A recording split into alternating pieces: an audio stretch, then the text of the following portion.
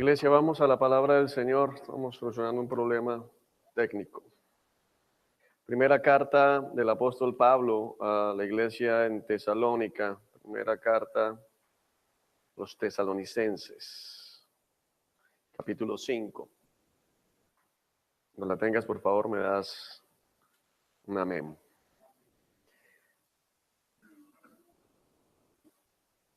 Quedamos hace 8 días el versículo 23. Ahora que el Dios de paz los haga santos en todos los aspectos y que todo su espíritu, alma y cuerpo se mantenga sin culpa hasta que nuestro Señor Jesucristo vuelva. Dios hará que esto suceda porque aquel que los llama es fiel. Aquí enlazamos, el apóstol Pablo está levantando una oración al cielo, pero que se la comunica a estos hermanos en Tesalónica, haciéndoles ver algo muy importante, y es que si bien somos salvos por gracia, si bien somos salvos por la obra de Cristo Jesús en la cruz, también lo es que debemos buscar la santidad, también lo es que debemos procurar vivir en santidad y que debemos tratar de encontrar o ser encontrados por el Señor cuando Él regrese con nuestro cuerpo completamente, o sea, todo lo que somos limpio, sin mancha como tal.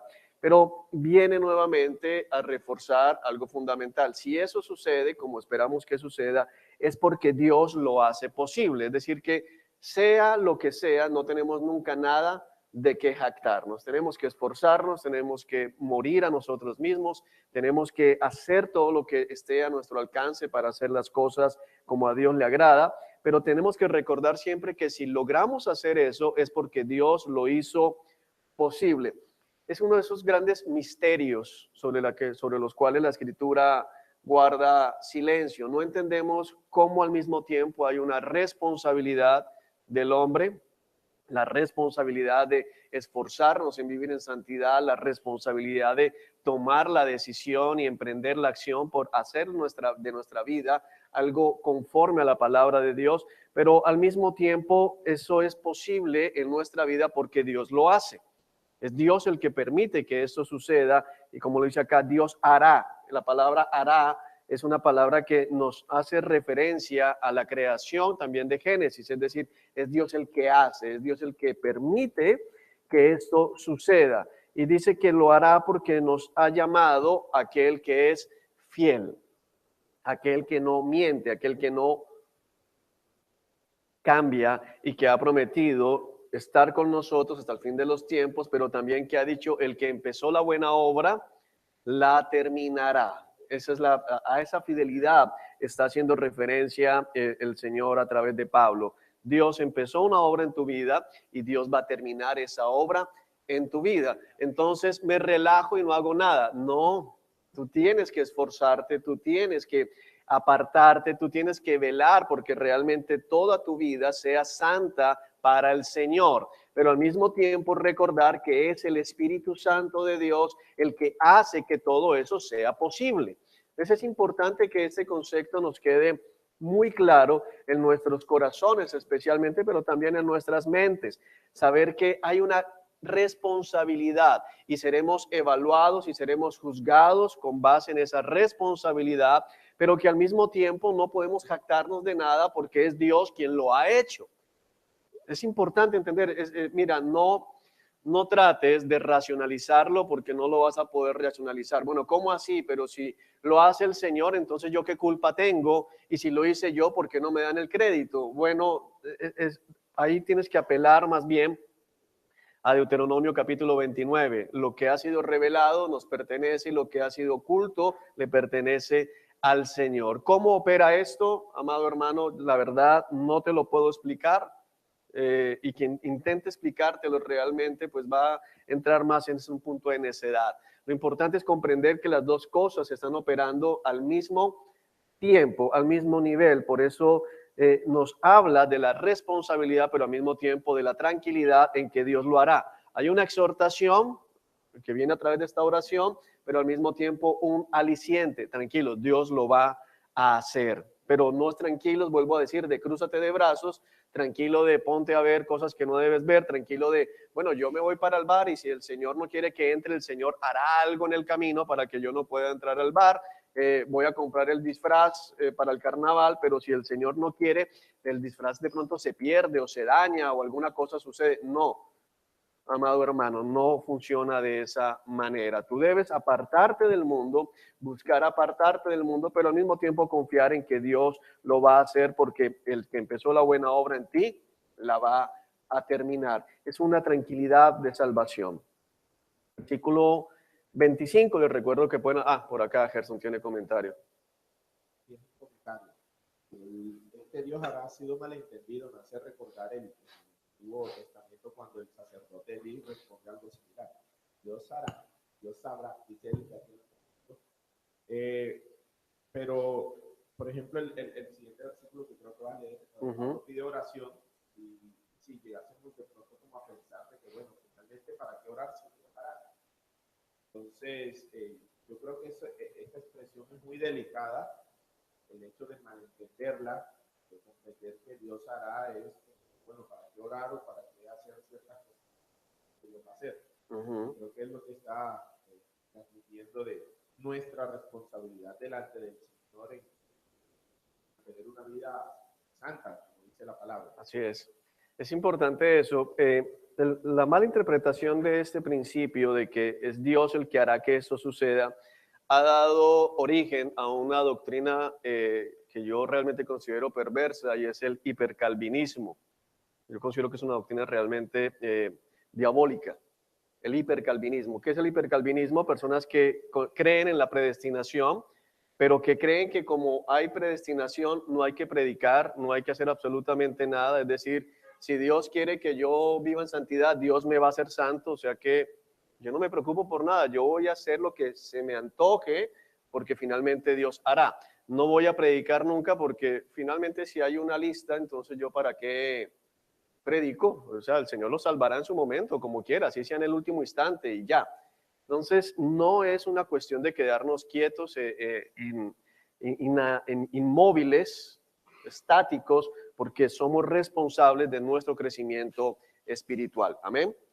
Bueno, el versículo 25, como lo decía ahorita Gerson, amados hermanos, es muy recurrente este término en esta carta a los tesalonicenses, ya lo explicamos por qué. Amados hermanos, oren por nosotros. Una de las cosas que más debería recordar la iglesia es la necesidad de orar por el liderazgo. Una de las cosas que más debe recordar la iglesia es la necesidad de orar por el liderazgo. Se comete el error y se llega a la conclusión equivocada de que el pastor es el hombre que está ahí en la tienda de reunión con el Señor y no necesita que oren por él. Eso es mentira. Eso no es verdad. El pastor, y no hablo solamente de mi persona, sino los hombres de Dios en general, necesitan oración porque somos de carne y hueso.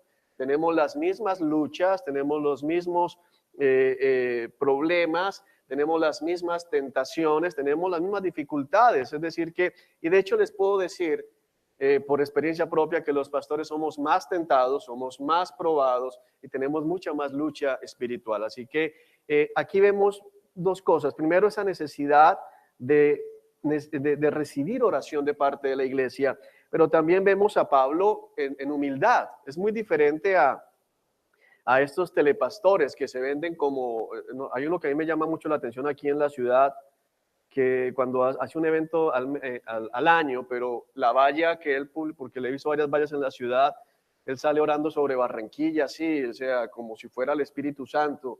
Bueno, no es cierto, los pastores somos hombres como tal y somos susceptibles a caer, somos susceptibles a fallar.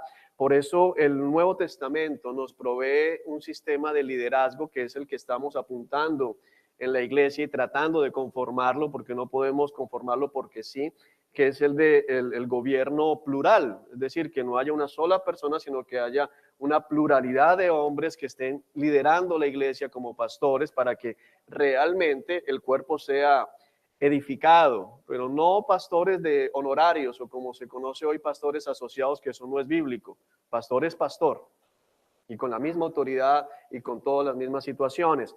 ¿Por qué? Porque podemos fallar, porque podemos caer, porque podemos llegar a desviarnos.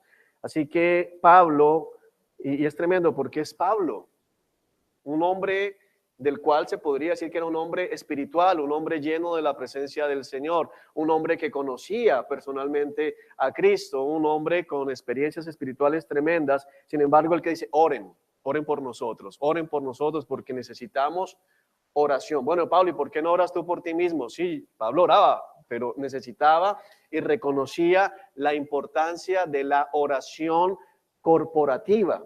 Es lo que estamos viendo acá.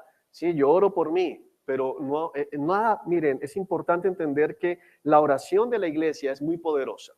La oración como cuerpo es poderosa. El día que tú dejes de pensar eso, no te vuelves a congregar. ¿Y para qué me congrego? Nos congregamos porque, hermanos, no es lo mismo estar solo en la casa que estar aquí. No es lo mismo. El Señor por eso dice que nos congreguemos. Amén. Ok. Verso 26. Saluden a todos los hermanos con amor cristiano o con un beso santo, ósculo santo, como dice en el original. Como occidentales, esto nos puede asombrar. Y de hecho, he escuchado aberraciones en la comunidad homosexual que dice ser cristiana, que dicen, ahí está, Pablo incitaba a que se besaran unos a otros. Está hablando de un beso en la mejilla, quiero ser muy claro en esto, no está hablando de como decimos acá, picos, sino de besos en la mejilla, y era una costumbre oriental. Aquí podemos entrar a ver que esto es algo cultural, pero le agrega el Espíritu Santo algo, un beso ¿qué? Santo. O sea, no hay ningún tipo de ¿qué? De malicia, no hay ningún tipo de morbo, no hay ningún tipo de doble intención o de doble sentido al darse esos besos, porque en Oriente todavía se saludan los hombres en muchos países, en muchas culturas, de beso. De hecho, aquí en Latinoamérica, creo que son los argentinos que también se saludan de beso. O sea, si tú llegas a tener la oportunidad de viajar a Argentina y un hombre te saluda, oh, ¿cómo estás? Y te da un beso, no es necesariamente porque sea homosexual, pero tampoco porque no lo sea. Hoy no sabemos, hay que estar muy, muy alerta. Pero en el caso que estamos tocando, es simplemente una muestra de fraternidad. ¿Qué es lo que está diciendo? Saluden a todos los hermanos con amor cristiano. Es una exhortación a que se vean como hermanos y a que manifiesten ese amor de hermanos. Ahora, ¿qué tiene que ver con nosotros?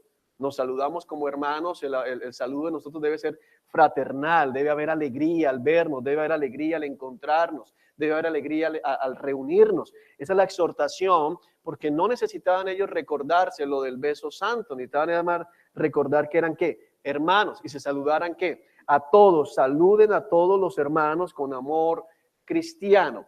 Ahora, ese saluden tiene, la primera implicación es una orden. ¿Cuál es esa orden como tal? Salúdense entre ustedes, pero también es un saludo que le manda Pablo a la iglesia, pero lo primario es salúdense entre ustedes, que no haya diferencias, que no haya divisiones entre ustedes, que no haya como que este es mi grupito de la iglesia y la iglesia tiende a ser grupitos y es natural que de pronto tengas algunas cosas más en común con un hermano que en otras, pero lo que te pone aquí es común a todos, Cristo Jesús. Eso es lo que nos hace hermanos, el evangelio. Así que yo no puedo decir a ese hermano si lo saludo más, a ese hermano saludo menos. No, a todos. Amén.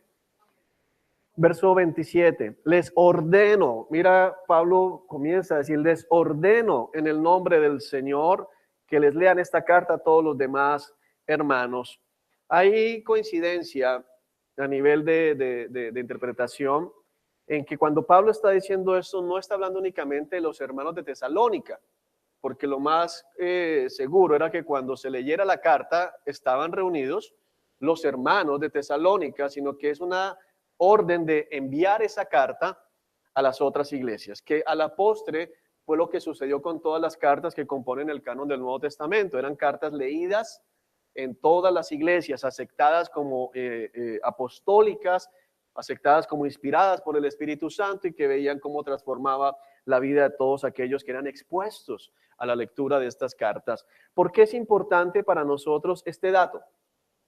Porque uno de los principales argumentos que esgrimen los liberales, cuando digo los liberales no estoy hablando de partido político, sino de partido espiritual, los liberales evangélicos, que son esa ala que no hace parte de la iglesia, pero que se identifican como parte de la iglesia, que están tratando de echar abajo todas las doctrinas que están tratando de echar abajo todas las barreras que el Señor ha puesto, que están tratando de echar abajo todo lo que parece conservador o, como dirían en nuestros términos, chapados a la antigua, utilizan. Es decir, eso no aplica.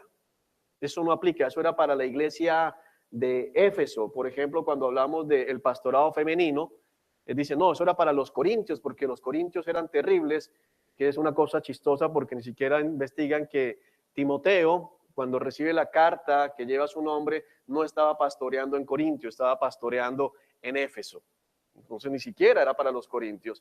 Pero ese argumento es muy usado, como que no, eso era solo para ellos. Y tenemos que entender que la dinámica neotestamentaria era rotarse las cartas, es decir, sacaban copias de esas cartas y las enviaban a otra iglesia para que esa iglesia fuera fortalecida y viceversa. Ahora, si nosotros tomamos en cuenta el argumento de que lo que se escribió para los de Corinto o para lo que se escribió para los de Éfeso era solo para ellos, te voy a decir algo, querido hermano, ¿por qué no nos vamos? Como siempre he dicho, me pido el televisor. Porque si eso es así y lo que está aquí era para los de Éfeso o para los de Tesalónica, ¿dónde está la carta a los barranquilleros?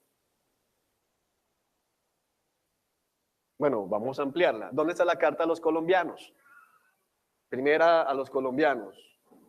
Bueno, primera a los de la Nueva Granada, los de la Gran Colombia. Primera a los suramericanos, ¿no? Primera a los americanos, todo el continente. Primera a los del Nuevo Mundo, que todavía no nos habían descubierto. No existe. De hecho, te voy a decir algo. Son más sensatos, y espero que me entiendan la expresión, son más sensatos en ese sentido los mormones. El eje fundamental de la iglesia mormona, que es una iglesia apóstata, que es una secta, está en que todo lo que está en la Biblia no nos sirve a nosotros, sino que supuestamente Jesús volvió a venir a América y dio el libro mormón para los americanos. Ellos son un poco más sensatos ante ese argumento que hoy esgrimen muchos que dicen defender la palabra del Señor. Amados, todo lo que está aquí es para nosotros. Todo. Ese cuento es simplemente una forma sencilla de decir, ya yo no voy a poner en práctica eso, porque bajo esa perspectiva, ¿quién determina lo que era solo para Éfeso y lo que era para todos?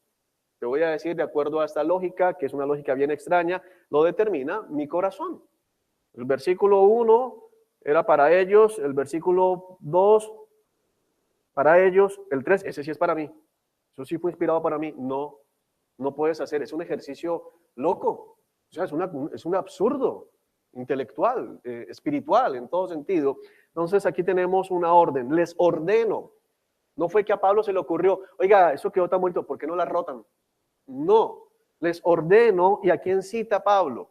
En el nombre del Señor, es decir, es una orden divina. Ahora, toda la palabra es inspirada por Dios, ya lo hemos estudiado. Pero Pablo, o más bien el Espíritu Santo, sabiendo, es que mira, cuando tú lees la Biblia te das cuenta de que realmente el Señor lo sabe todo. El Señor sabe, y en ese momento sabía que iban a aparecer esos fulanos a decir, eso ya no aplica, eso era para los de Éfeso, eso era para Colosas, eso era para Tesalónica. Por eso les da la orden y queda en el nombre del Señor que le lean esta carta a todos los demás hermanos, a todos, no cabe ninguno, no queda ninguno por fuera.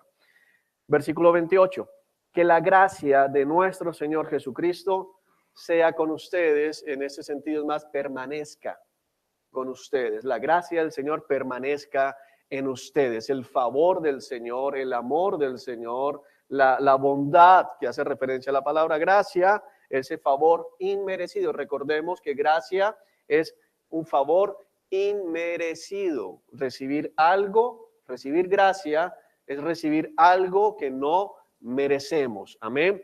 Y misericordia es no recibir, que vale la pena recordar estos términos, algo que merecemos. Es decir, merecíamos el infierno, no lo vamos a recibir. Eso es que misericordia. Vamos a recibir el cielo, no lo merecemos. Eso es que gracia. Amén. Ok. Que la gracia de nuestro Señor Jesucristo sea con ustedes, y con eso termina Pablo la primera carta a los tesalonicenses. Bueno, vamos a iniciar entonces con este punto. Hagamos un corte allí para que quede mejor el video. Como los minutos mientras que hacen el cambio. Y vamos a segunda Tesalonicenses. Espero que ya la han leído. Venimos anunciando esta carta ya hace 3 semanas. ¿Ya? Ok, perfecto. Bueno, lo primero que quiero poner en contexto es que esta carta de segunda Tesalonicenses es como un anexo a la primera carta, es decir, es escrita en el mismo año 51 después de Cristo, y viene a ser una carta que viene como a reforzar o más bien a aclarar algunos puntos que algunos habían tergiversado de la primera carta, que a algunos no les quedó muy claro y que el enemigo aprovecha cuando hay alguna inquietud y en lugar de someternos a la escritura, comenzamos a sacar conjeturas y se generaron errores doctrinales. Así que la segunda carta viene básicamente para aclarar malentendidos. Un malentendido puntual era acerca del regreso de Cristo. Ya había gente diciendo que ya había venido Cristo y se habían quedado. Eso es lo que está pasando aquí. Es decir, como Pablo habla tanto del regreso de Cristo, la esperanza de la resurrección en la primera carta, en esta segunda viene a reforzar, a aclarar, porque ya había gente triste, había gente desanimada, había gente que dijo, yo me voy de la iglesia porque si ya vino Cristo y no me llevó, entonces pues ya para qué. Entonces esta carta viene de esta manera. Ahora, ¿qué debemos aprender antes de leerla? Que no es bueno quedarnos con dudas. Siempre que hay alguna duda, siempre que hay alguna inquietud, debemos ¿qué? Preguntar, aclarar, ir a la escritura, ir al liderazgo, ir a aquellos que nos pueden orientar, pero lo peor que podemos quedar es con la duda. Esta semana vi por ahí un artículo en la revista Semana, pues, valga la redundancia, donde una supuesta gurú que la tiene allí en el iFestival de Cartagena, en literatura, de material para educación de niños, decía que lo mejor que puede hacer un papá con un niño es sembrarle la duda. Y, mira, el mismo diablo está hablando ahí. Y precisamente enfocaba toda su entrevista a lo terrible que es que a los niños los adoctrinen en algún tipo de religión y que les digan que esa es la verdad y ya. No, a los niños que enseñarles su religión, papás, pero siempre le duda, pero puede que no. El mismo diablo. Imagínate diciéndole yo a mi hija, bueno, Jesús es el Señor, pero ¿estás segura? Puede que no. Eso es lo que está diciendo allí. Entonces, la duda ha sido una herramienta usada desde Génesis capítulo 3. Génesis capítulo 3, dijo Satanás a Eva, ¿en verdad Dios les dijo esto? ¿En verdad les dijo que van a morir? ¿En verdad tú crees que vas a morir? Dudas. Y la duda siempre va a producir ¿qué? Confusión. La duda siempre va a llevar confusión. Esa confusión va a traer ansiedad. Esa ansiedad va a traer desespero. Ya no sé qué es verdad, ya no sé si es cierto, si es blanco, si es negro. Y comenzamos a perder la perspectiva. Y hubo gente que se fue de la iglesia de Tesalónica. Hubo gente que tropezó, su fe tropezó a causa de eso, como lo explica Pablo también en otra carta. Ya con esta introducción, avancemos. El capítulo 1, verso 1 dice, nosotros, Pablo, Silas y Timoteo, escribimos esta carta a la iglesia en Tesalónica. El encabezado, si lo notan ustedes y van rápido ahí al primer capítulo de la primera carta, 1:1, van a notar algo importante. ¿Qué dice? Nosotros, Pablo, Silas y Timoteo, escribimos esta carta a la iglesia en Tesalónica, a ustedes que pertenecen a Dios Padre y al Señor Jesucristo. ¿Cómo es el encabezado de la segunda? Igual. ¿Por qué? No porque Pablo no fuera creativo o el Espíritu Santo no fuera creativo para encabezar. ¿Cómo encabezo esta carta para que se vea novedosa? No, aquí hay un enfoque fundamental y es decir, mira, no es que Timoteo sí piensa que ya vino Cristo y Pablo piensa que no, sino los mismos tres que mandamos la primera carta, vamos a mandar la segunda, es decir, la opinión sigue siendo ¿qué? Unánime. La enseñanza sigue siendo unánime, no hay división entre nosotros, no hay alguno que, o Timoteo metió la cuchareta allí en la primera carta y les hizo pensar que Cristo ya había venido. No, estamos escribiendo los mismos, seguimos en la misma unidad doctrinal y lógicamente espiritual. Amén, ese es el propósito de volver a encabezar la carta de la misma manera, exactamente igual, para que les quedara claro a los tesalonicenses que no había ninguna diferencia.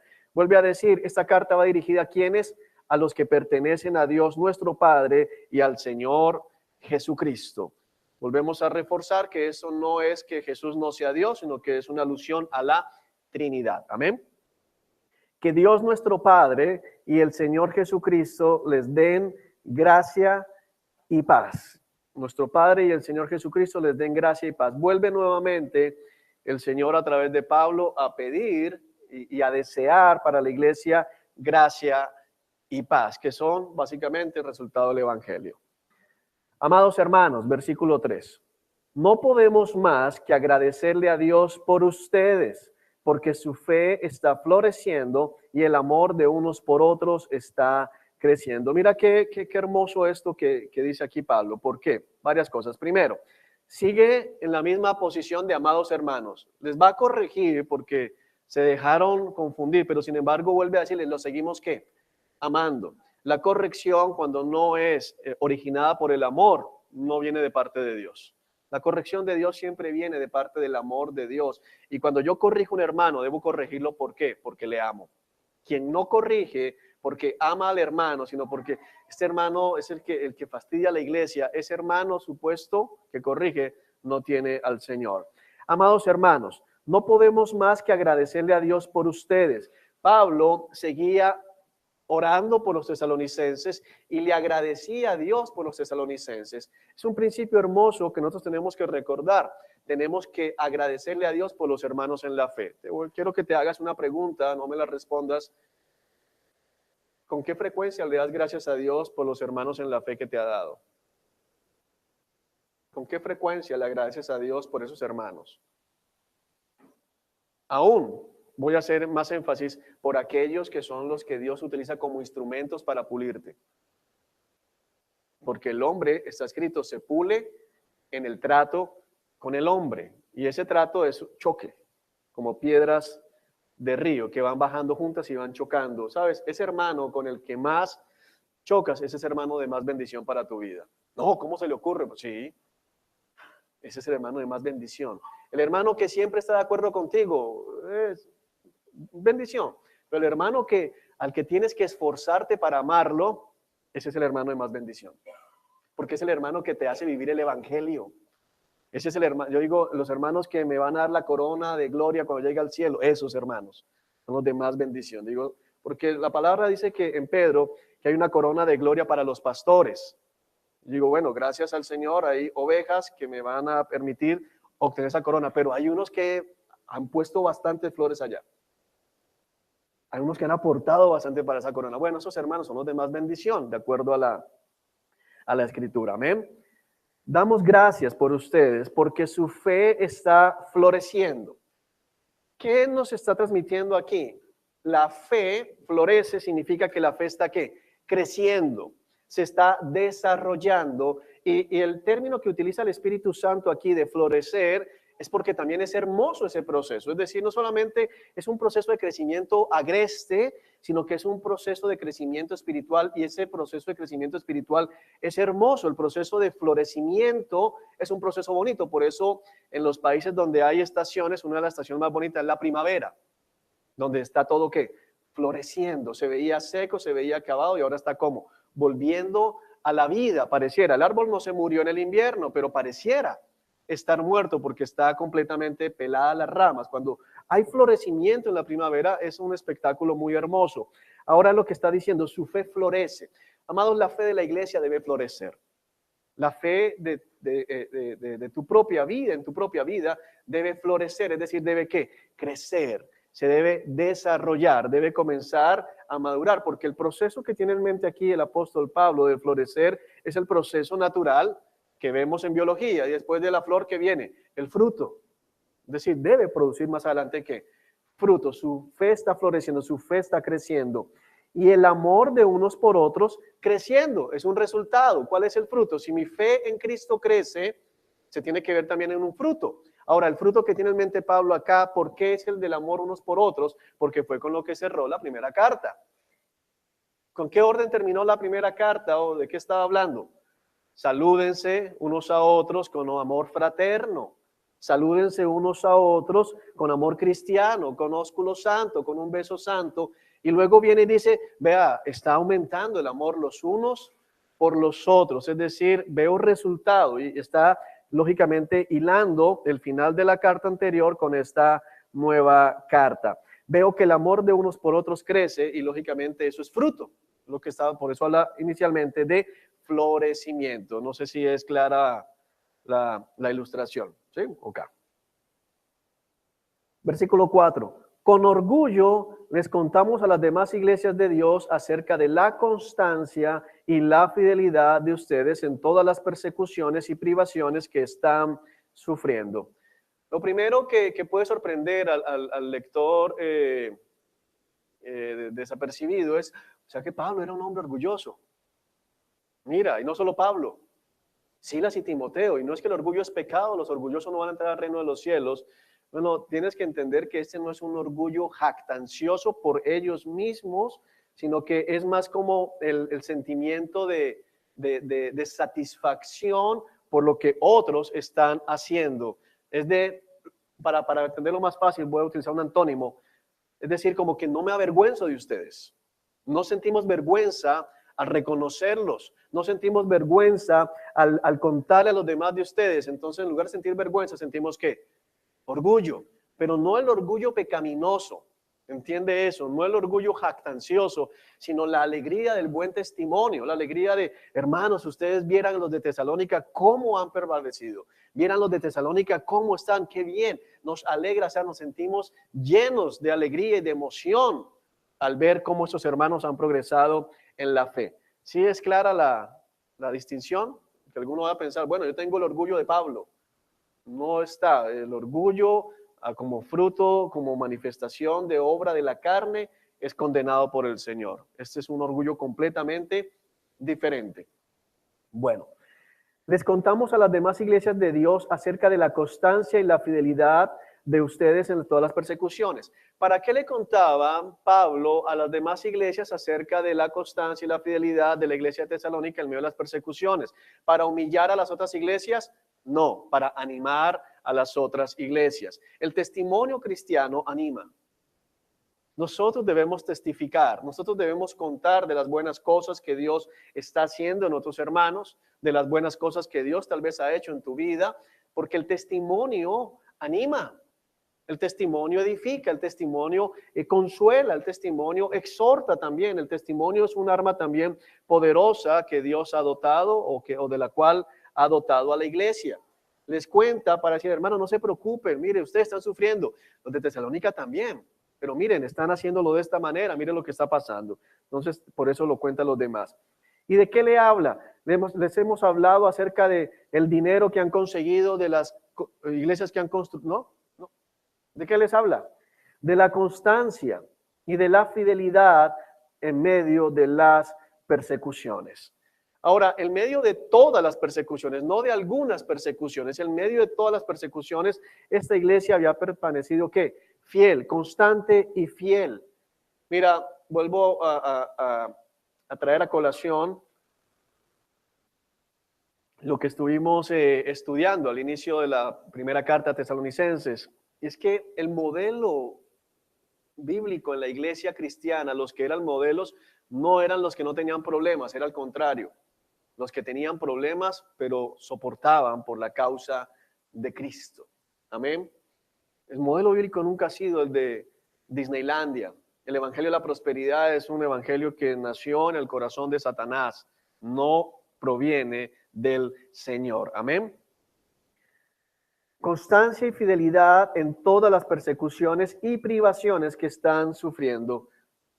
No solamente eran perseguidos, sino que tenían privaciones, es decir, habían cosas a las cuales ya no tenían ¿qué? Acceso. ¿Cuáles cosas? Si recordamos muy rápidamente, en la primera carta dice, capítulo 1, del versículo 6 de la primera carta, para que no perdamos de vista lo que está hablando el apóstol, dice, así que recibieron el mensaje con la alegría del Espíritu Santo a pesar del gran sufrimiento que Él les trajo. De este modo nos imitaron a nosotros y también al Señor. Como resultado han llegado a ser un ejemplo para todos los creyentes de Grecia, es decir, en toda Macedonia y Acaya. Es decir, está hablando precisamente de cómo esta gente sufrió verdaderamente grandes persecuciones y llegaron a ser ejemplo, y aquí lo siguen siendo todavía cuando Pablo escribe la segunda carta. No dice aquí las persecuciones y privaciones que sufrieron, que es una variación de la primera carta. Dice la alegría con la que recibieron el Espíritu Santo es pasado, la manera, por acá Moisés levanta la mano, las persecuciones que recibieron en ese momento, pero aquí viene a hablar de que están, ¿qué? Sufriendo, las persecuciones y privaciones que están sufriendo, es decir, que es algo que todavía es constante en medio de la iglesia. ¿Cuál es el testimonio, la clase de testimonio que la palabra invita a que la iglesia pueda dar para animar la fe de otros? Cuando yo veo estos ejemplos que siempre Pablo coloca a otras iglesias, habla más que todo de cuál es la actitud del cristiano frente a situaciones que uno no quisiera vivir, como el sufrimiento, como la enfermedad, etcétera. Y realmente cuando uno echa un vistazo a la iglesia hoy en día, no hay esta clase de testimonios. Lo que me lleva a pensar que la fe de muchos está siendo cercenada porque hay una ausencia de este testimonio que exalta la actitud del cristiano en medio de la tribulación. Así es. Miren, alguna vez me han cuestionado por hablar de estas cosas, pero es que es de lo que estás hablando, Moisés. El testimonio del día de hoy en la iglesia es un testimonio que daría vergüenza si estuviéramos en medio de la iglesia primitiva. Ahora, ¿cuál es el problema de fondo? Simplemente, bueno, es que a Juan no le gusta que hablen de las cosas buenas. No, yo aquí he dado testimonio cuando hemos visto milagros, que aquí hemos visto milagros. Y se ha dado el testimonio. Mira, Dios hizo un milagro. Una vez con Edgar se hizo un milagro médico tremendo y pasamos las imágenes diagnósticas y todo eso. Qué bendición. Pero más allá de la sanidad, el testimonio era cómo su fe se mantuvo cuando no había esperanza. Eso era lo grande. Que Dios haya hecho el milagro de sanidad, sí, tremendo. Pero es que lo que anima a otros, quiero que pienses en si yo ahorita paso y doy el testimonio de, hermanos, el Señor me puso a vivir en un penthouse en Buenavista, me lo regalaron. Bueno, tremendo, y lo voy a testificar, si el Señor lo hace, amén. Pero si el grueso de la iglesia está pensando en cómo pagar el arriendo, ¿sabes cómo hace sentir a mí nunca me toca el turno? Yo nunca voy al bate. ¿Cuándo será el día que yo? Pero si pasa aquí el testimonio, el hermano que está diciendo, hermano, no he tenido cómo, todos los meses ha sido una lucha, un sufrimiento, pero Dios ha sido fiel y ahí hemos estado y nos ha consolado, nos ha fortalecido. ¿Sabes qué pasa? Los otros que dicen, ay, no soy yo solo, ahí estamos otros y bueno, el Señor también trae fortaleza y el Señor también me consuela a mí. Y hermano, estoy enfermo, pero mira, no importa, sigo glorificando al Señor. El hermano que está enfermo y está pensando en ya no glorificarlo, se anima. Hermano, mira, mi familia ya no me quiere hablar, me bloquearon de las redes sociales, hubo un matrimonio, no me invitaron, hubo aquello y me sacaron del llavero. Bueno, ay hermano, a mí también. O sea que no soy yo solo. Entonces viene consuelo al pueblo de Dios para cuando se dan cuenta que no sufren solos. Porque es que el pueblo de Dios sufre.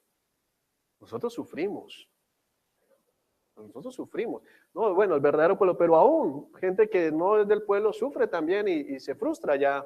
Yo recuerdo en una iglesia de estas donde solo es prosperidad y prosperidad y yo estaba bien pelado. Yo decía, ¿cuándo me toca a mí? ¿Cuándo será el día que veo paz? No. Si paso, digo, ¿qué testimonio tienes? No, tengo el testimonio que me embargaron. No, eso no es testimonio, arrepiéntase. No, hermano, el testimonio es que me embargaron, pero el Señor ha sido tan fiel que estoy aquí. Bueno, eso para muchos no es testimonio. Pero si uno mira el modelo bíblico, eso eran los testimonios. Ahora, ¿testificaban también cuando Dios hace un milagro? Sí, claro, porque hay que darle la gloria al Señor en todo lo que Él hace. Amén. Pero los dos son testimonio. Entonces, cuando yo solamente muestro a los que están prosperando, a los que han recibido una cantidad de milagros y que está comprobado tristemente que muchos de esos milagros son falsos, porque eso está documentado, redocumentado, que tienen actores y actrices que los llevan a las mismas campañas en otros países. Es una cosa vergonzosa. No sé si ustedes alguna vez lo han visto. Campaña en Argentina, campaña en Centroamérica, en Brasil, con diferentes predicadores y pasa la misma enferma. La misma. Con el mismo caminado y todos. Y son actrices.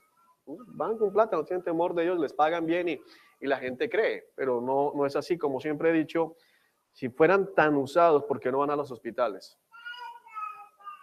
Pero así que hay enfermos. Si en verdad cada vez que dicen se levanta, porque no van a los hospitales, yo quiero verlos allá. Eso sería bueno. Bueno, pero nos desviamos. El punto es que están sufriendo. Bueno, capítulo 1, versículo 4. Amén. Versículo 5. Y Dios, mira lo tremendo de esto. Y Dios usará esa persecución para mostrar su justicia y para hacerlos dignos de su reino por el cual sufren. Y Dios usará esa persecución para mostrar su justicia y para hacerlos dignos del reino, de su reino por el cual sufren. En su justicia, Él les dará su merecido a quienes los persiguen. La venganza es del Señor. Dios hará justicia.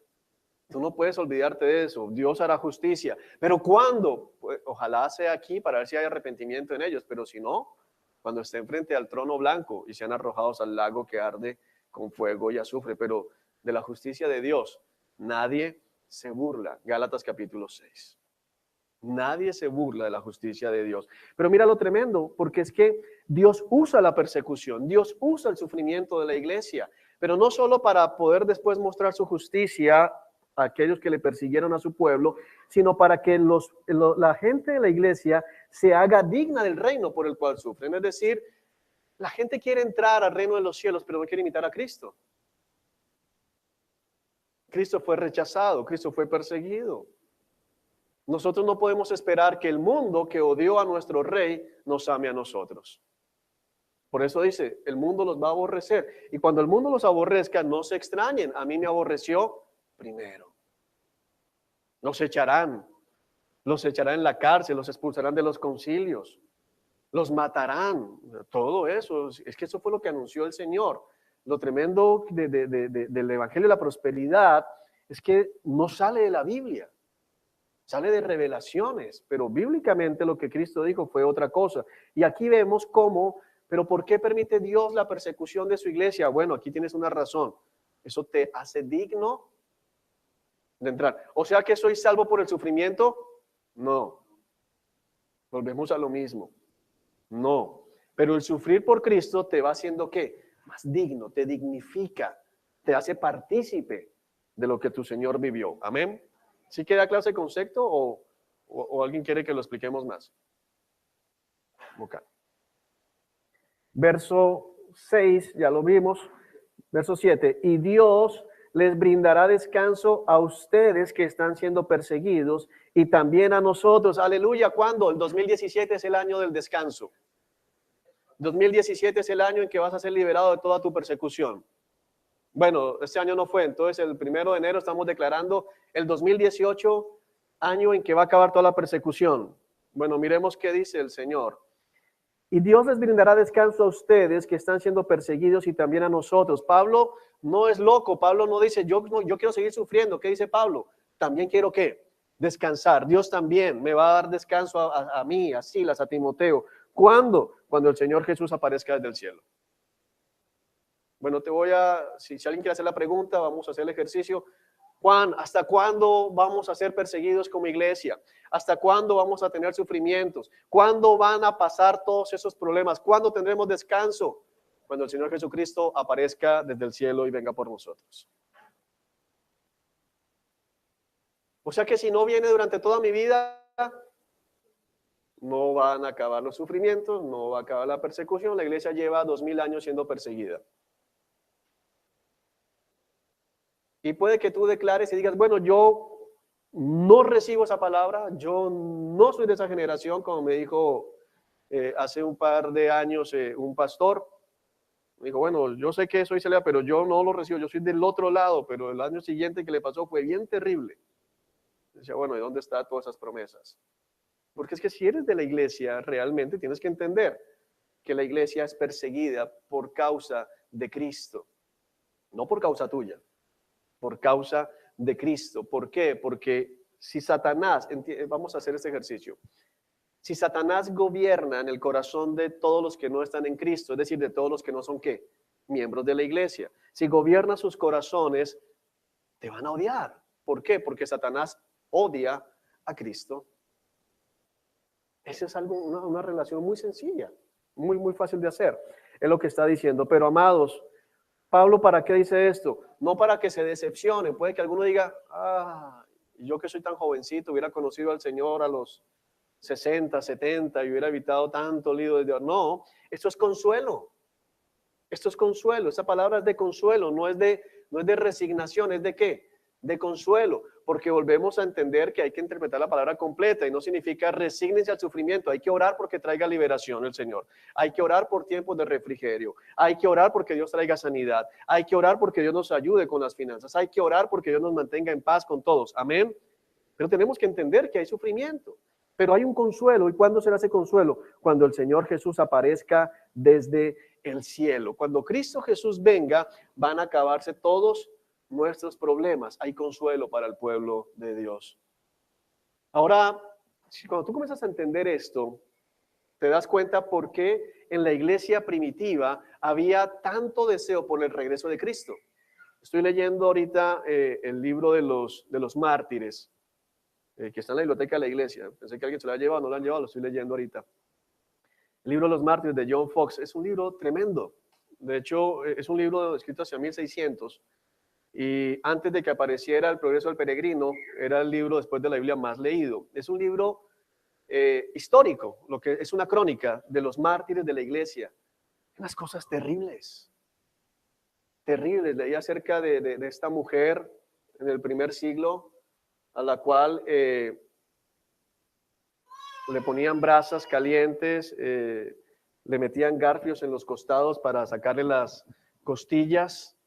Luego la pusieron a la brasa por un tiempo largo, la despellejaron y la echaron a acostar sobre brasas mezcladas con vidrio y después la echaron a la mazmorra. Cosas así. Y sin embargo, todo el tiempo ellos glorificaban a Cristo. No es de extrañar que la iglesia primitiva siempre estuviera diciendo, ven pronto, Señor Jesús. Pero hoy muchos cristianos están tan acomodados que lo peor que les puede pasar es que Cristo venga, se les tira la fiesta. Nosotros debemos siempre anhelar la venida de Cristo, pero eso no va a suceder si no entendemos verdaderamente qué es la iglesia. El libro de los mártires me hace palidecer cuando uno dice, no, yo no voy porque me duele aquí, porque un pellejito. Es tremendo lo que les pasaba, lo que hacían.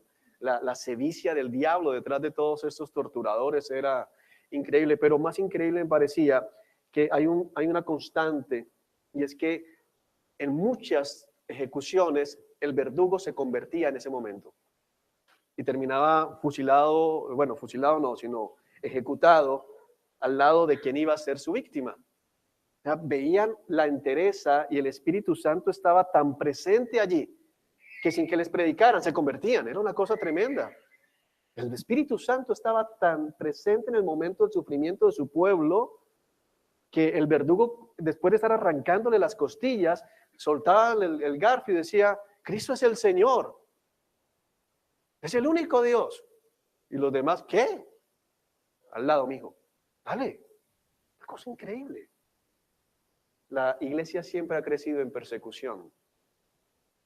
Si ustedes miran historia de la iglesia, que lo vamos a estudiar en el seminario, la iglesia ha sido siempre una entidad que en tiempo de persecución crece y en tiempo de prosperidad y de paz decrece espiritualmente, se contamina, hay daño. Cuando cesó la persecución de la iglesia por parte de Roma, la iglesia se torció, apareció la iglesia católica. Durante el tiempo de la persecución fiera, la iglesia crecía, al punto que algunos historiadores llegaron a decir que si todos los cristianos salieran en masa del imperio romano, quedaba el imperio abandonado. Cuando ser cristiano era una cosa terrible, era echarse la soga al cuello, como se dice popularmente. Moisés.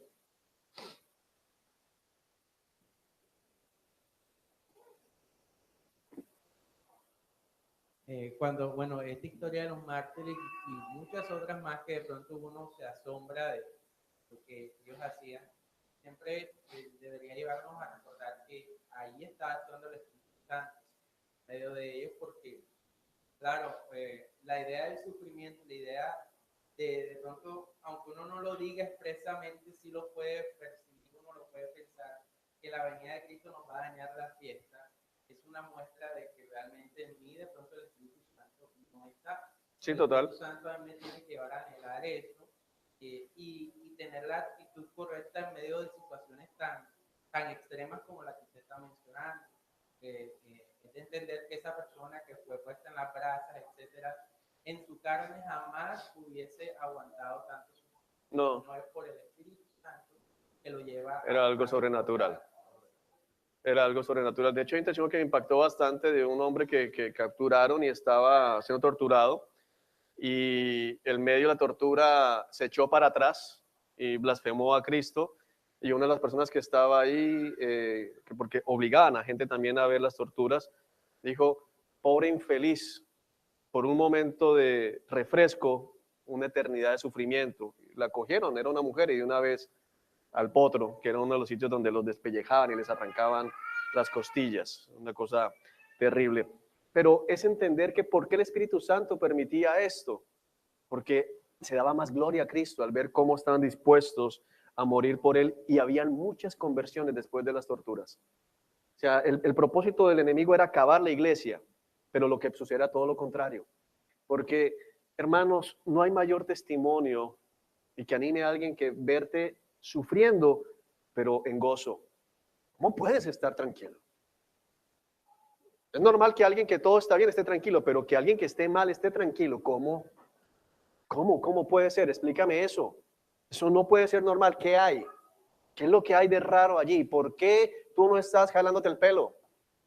¿Tú por qué no estás a punto de suicidarte? ¿Tú por qué no estás llorando deprimido? Yo te veo muy tranquilo. ¿Qué es lo que pasa? No, es el Espíritu Santo. ¿Cómo así? Entonces son más dados, y lo que te digo, de hecho muchas de esas conversiones eran espontáneas, porque es que lo que asombra de los relatos es eso. Tú sabes que es que alguien esté arrancando costillas y de pronto tire el garfio y diga: ese es el verdadero Dios, yo muero con él.